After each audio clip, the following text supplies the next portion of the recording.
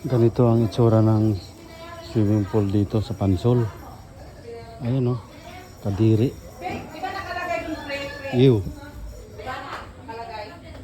Ayun o, tapos may mga nabubulok na mga higaan. Ayan, tubig yan o. Ang daming lamok, sobrang dumi. Grabe, yung mga lababo sira na. Ayan, yung sa ilalim. Ayun o. Tapos yung katabi swimming pool.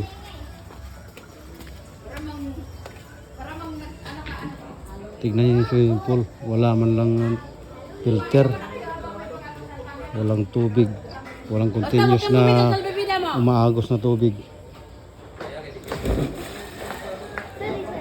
Tapos walang overflow. Yan, gilid oh.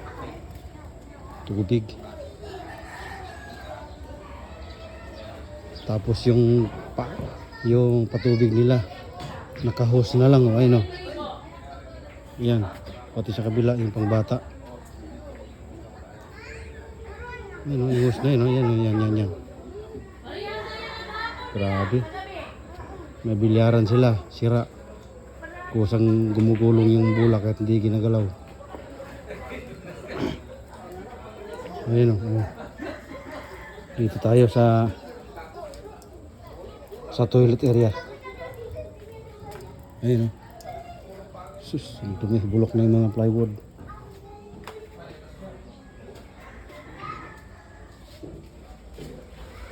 Tignan nyo. Yung ihian pang lalaki. Oh. Ang dumi oh. Yun, grabe tubig. Sobrang dumi. Pasukin natin yung CR. Yun oh, tubig yun oh. Daming kiti-kiti oh. Ayan, ito yung CR paliguan.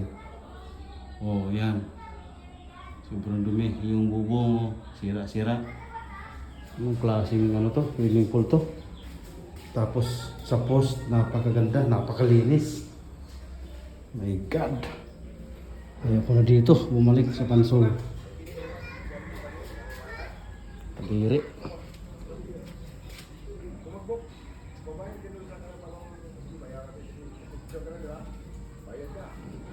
Mahal pa naman ang renta.